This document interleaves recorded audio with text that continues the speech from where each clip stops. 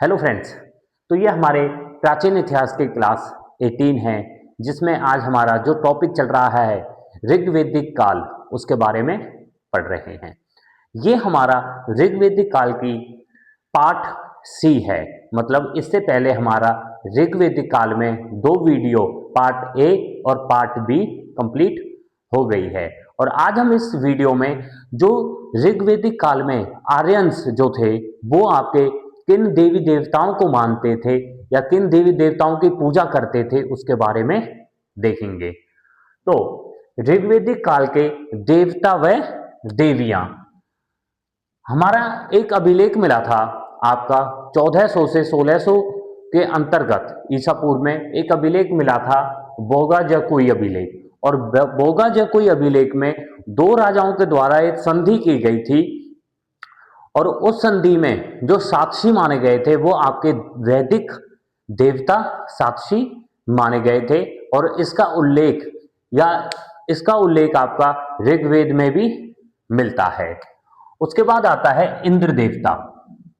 इंद्र देवता को पुरंदर भी कहा जाता है, मतलब किले तोड़ने वाला देवता आपका इंद्र देवता को कहा जाता है।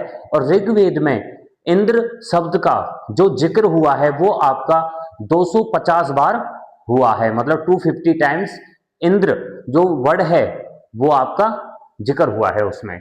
उसके बाद इंद्र देवता को वर्षा का देवता भी कहा जाता है। इंद्र देवता को वर्षा का देवता भी कहा जाता है। और पैजन्य पैजन्य देवता को भी वर्षा का देवता कहा जाता है। दोबारा देखिए, इंद्र देवता को पुरंदर या किले तोड़ने वाला देवता भी कहा जाता है। और इंद्र शब्द का ऋग्वेद में 250 बार उल्लेख मिला है। उसके बाद आता है रुद्र। रुद्र देवता को पशुओं का देवता भी कहा जाता है। पशुओं का देवता आपका रुद्र देवता को कहा जाता है। फिर आता है आपका वरुण देवता, और वरुण देवता को अहूर देवता भी कहा जाता है। वरुण देवता को अहूर देवता भी कहा जाता है।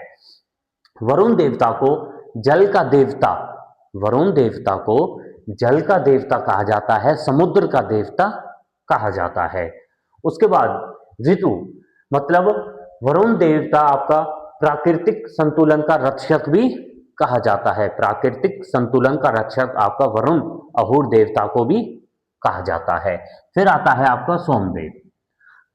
उसके बाद जो सोम देवता है, सोम देवता को ये एक पृथ्वी का देवता है सोम देवता। ऐसे ही आपका इंद्र देवता है।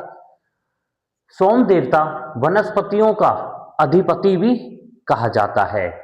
सोमदेव, इसमें आपका सोम रस का उल्लेख है जो हमने ऋग्वेद के मंडल करवाए थे। 7वें मंडल में आपका सोमदेव का उल्लेख है।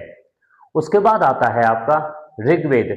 ऋग्वेद के एक मंत्र में रुद्र शिव, जो शिव भगवान हैं, उनको ऋग्वेद के एक मंत्र में भगवान शिव को त्र्यंबक भी कहा गया है। भगवान शिव को त्र्यंबक कहा गया है ऋग्वेद के एक मंत्र में। उसके बाद आता है मारुत देवता। मारुत देवता आपका पृथ्वी का देवता है। जैसे मारुत देवता आपका अंतरिक्ष का देवता है। मारुत देवता को आंधी का देवता भी कहा जाता है। आंधी का देवता आपका मारुत देवता को कहा जाता है, जो आपका अंतरिक्ष का देवता है। उसके बाद आता है कि देवताओं की उपासना। जो देवताओं की उपासना की जाती थी वो आपकी स्तुति पाठ व चढ़ावा आहुति के द्वारा की जाती थी। और जो देवताओं को जो चढ़ावा दिया जाता था या उनकी जो आहुति की जाती थी वो आपकी जौ और शाक के को में आहुति दी जाती थी। उसके बाद आता है कि प्रत्येक कबीले, जो आर्यंस के कबीले थे या जो गोत्र थे आर्यंस के, उनका अपना एक अलग देवता होता था। प्रत्येक कबीले का या प्रत्येक गोत्र का अपना एक अलग देवता होता था। उसके बाद आता है पूषण। जो पूषण देवता था, पूषण देवता को पशुओं व वनस्पतियों का देवता भी कहा जाता है ऋग्वैदिक काल में।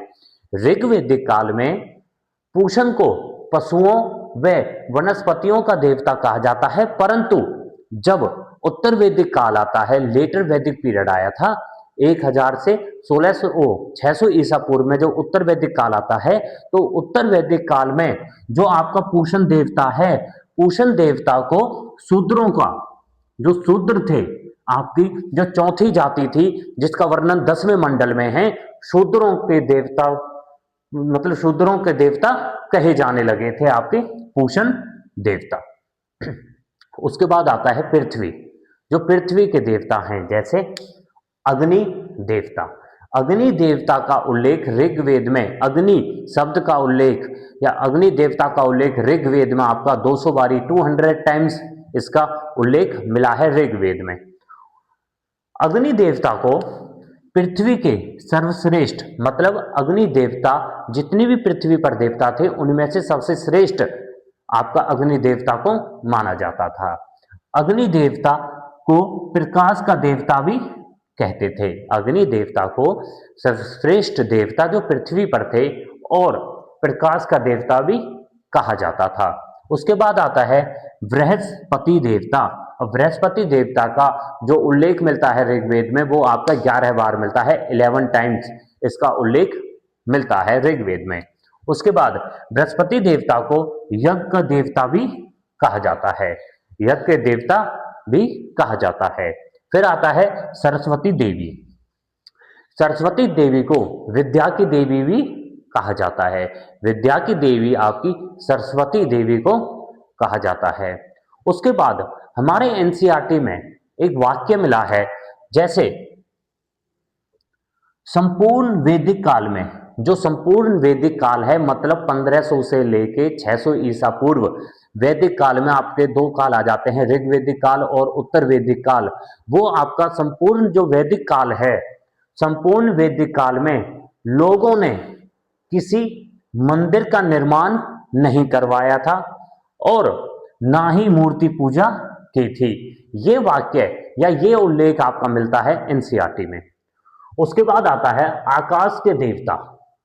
आकाश के देवता हैं आपके वरुण देवता, जिनके बारे में हमने पढ़ा, वरुण जिन्हें अहूर देवता भी कहा जाता है, जल का देवता भी कहा जाता है, और इन्हें प्राकृतिक संतुलन का रक्षक भी कहा जाता है वरुण देवता को। उसके बाद आता है आपका सूर्य देवता। सूर्य देवता को तेज का देवता भी कहा जाता है और विश्व के रक्षक के रूप में भी इनको माना जाता है। मतलब सूर्य देवता को तेज का देवता व विश्व के रक्षक के रूप में भी माना जाता है। फिर आता है आपका घो या घोष देवता। इन्हें सर्जन देवता या स्वर्ग देवता भी कहा जाता है, इन्हें सर्जन या स्वर्ग देवता भी कहा जाता है। और आर्यंस इन्हें जगत पिता मानते थे। आर्यंस घोष देवता को जगत पिता देवता भी मानते थे। उसके बाद आता है अश्विन, अश्विन देवता। और अश्विन देवता को आपका दुर्भाग्य, अश्विन देवता को दुर्भाग्य व रोगों को दूर करने वाला देवता भी माना जाता है। अश्विन देवता को दुर्भाग्य व रोगों को दूर करने वाला देवता भी माना जाता है। उसके बाद आता है विष्णु, विष्णु भगवान। विष्णु देवता को विश्व के संरक्षक के रूप में माना जाता है और विष्णु भगवान को ही पालनकर्ता, विश्व के संरक्षक व विश्व का पालनकर्ता भी माना जाता है और इन्हें ही आपका स्थिरकर्ता देवता भी माना जाता है।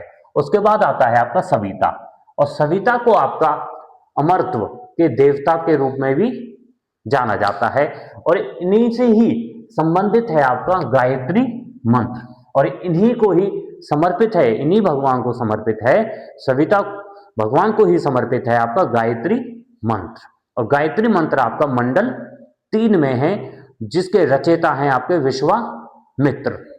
उसके बाद आता है आपका मित्र, और मित्र को आपका प्रकाश का देवता भी कहा जाता है। तो ये थे हमारे ऋग्वैदिक काल के देवता। अब हम करेंगे ऋग्वेदिक काल की देवियां। सावित्री। सावित्री देवी आपकी सूर्य को प्रेरणा प्रदान करती थी।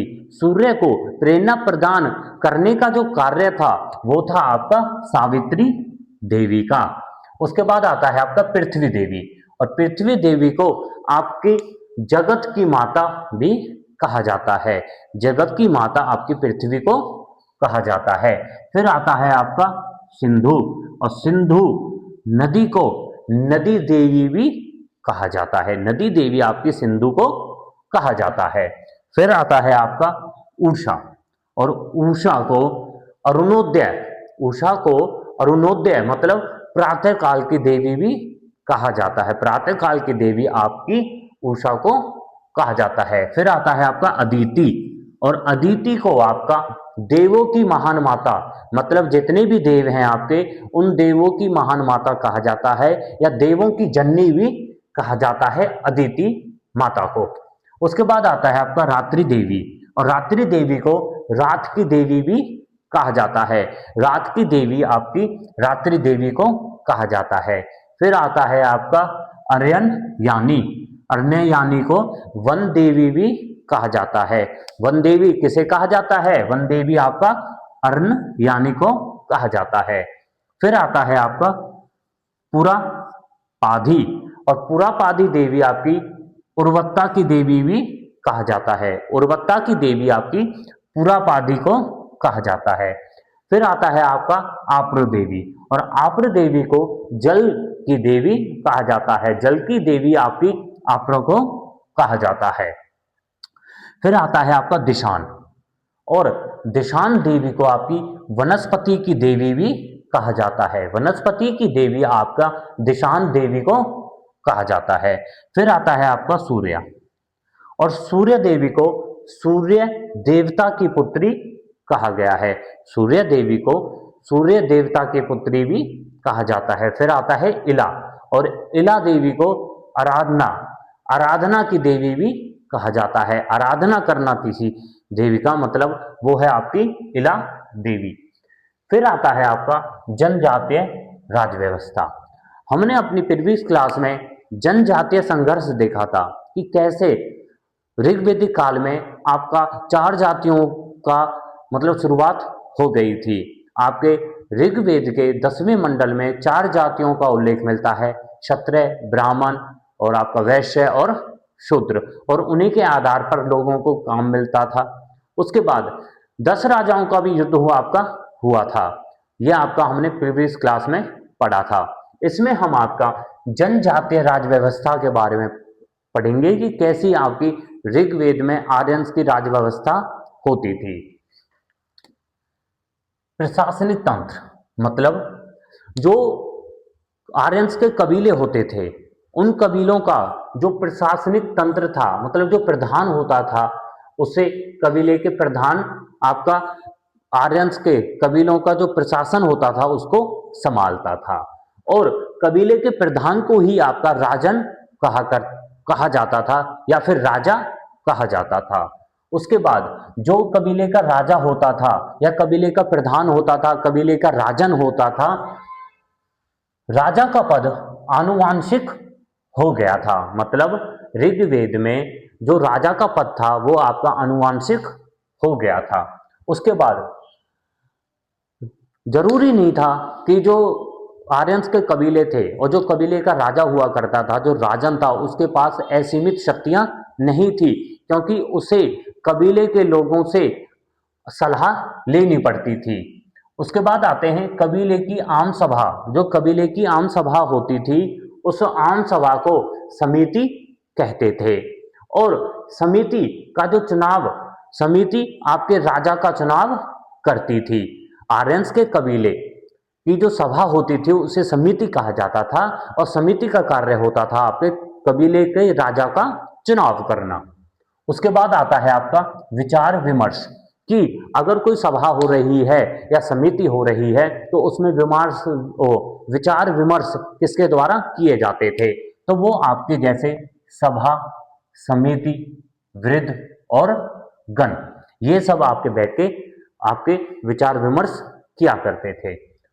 उसके बाद जो महिलाएं होती थी स्त्री सभा और वृत्त में भाग ले सकती थी, मतलब महिलाओं को इन सभाओं में समितियों में भाग लेने का अधिकार था, वो भाग ले सकती थी। उसके बाद आता है कि सभा। सभा का वर्णन ऋग्वेद में 8 बार हुआ है और जो सभा होती थी उसमें जो पुरुष होते थे, पुरुषों की जो सभा होती थी उसको सभ्य कहा जाता था, मतलब पुरुषों की जो सभा होती थी उसे सभ्य कहा जाता था। जो पुरुषों के द्वारा जो सभा होती थी उसे सभ्य कहा जाता था। उस सभा में आपकी महिलाएं भी भाग लेती थी और महिलाओं की जो सभा होती थी उसे सभापति कहा जाता था।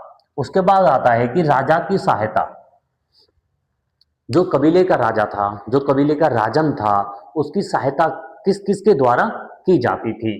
तो आर्यंस के कबीले का जो राजा था उसकी सहायता आपकी पुरोहित द्वारा की जाती थी, पुरोहित के द्वारा की जाती थी। पुरोहित आपका सर्वोच्च पद होता था राजा के पास।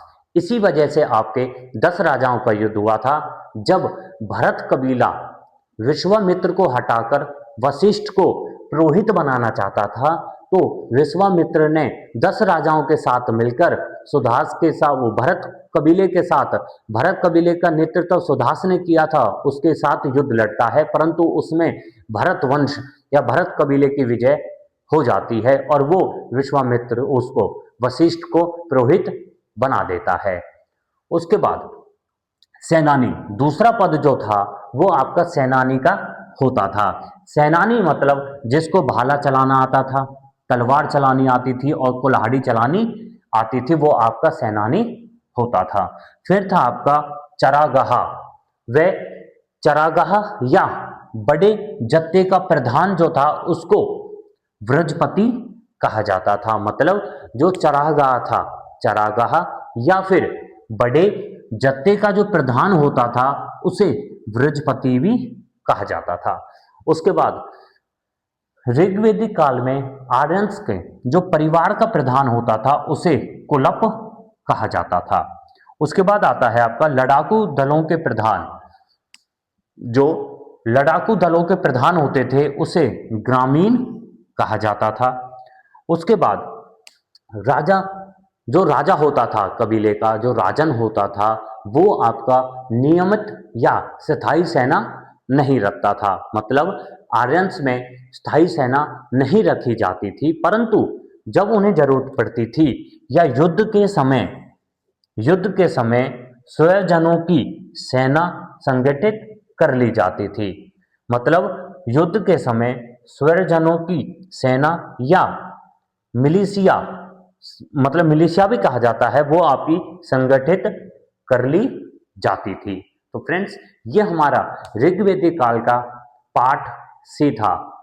अब हमारा एक अंतिम पाठ और रहता है, उसमें हम जो परिवार और कबीले कौन प्रधान होता था या आर्यंस में आपका जो समाज था वो आपका पितरात्मक था या मातात्मक था, उसके बारे में पढ़ेंगे।